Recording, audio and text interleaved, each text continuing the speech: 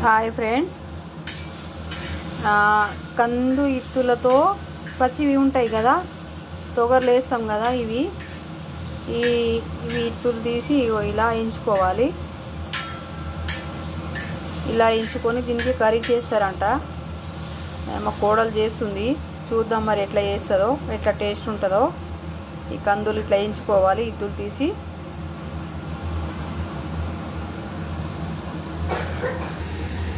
ఇంకా టమాటాలు, ఈ పచ్చిమిరపకాయలు ఇగో ఇలా ఎంచుకోవాలి ఫ్రెండ్స్. కర్రీ అయితే సూపర్ ఉంటుందంట. ఇప్పుడు రెడీ చేద్దాము, ఓకేనా. దీనికి మిక్సీలో వేసి బాగా మెత్తగా పట్టుకోవాలి, సరేనా ఫ్రెండ్స్. ఇలా మిక్సీ పట్టుకోవాలి.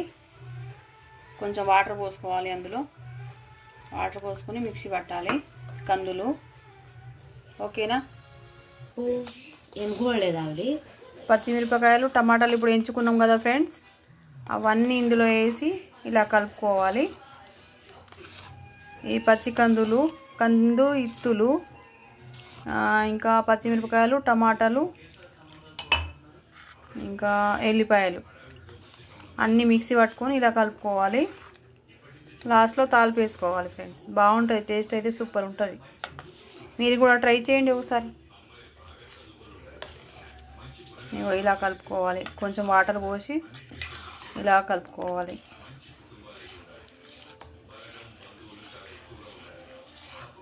అంటే సాంబార్ లాగా బాగుంటుంది ఫ్రెండ్స్. ఏ సీజన్ వస్తుందో ఆ సీజన్లో కర్రీస్ చేసుకొని తింటే మన హెల్త్ బాగుంటుంది, టేస్ట్ కూడా బాగుంటుంది.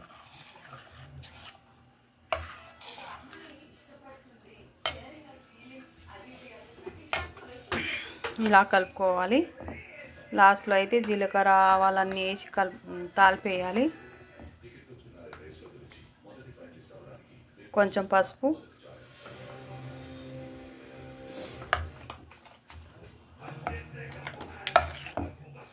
కొంచెం కారం,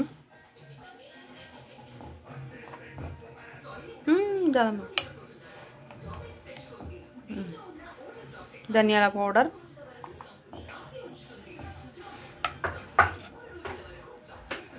ఇలా కలుపుకొని కొంచెం సాల్ట్, తగినంత సాల్ట్.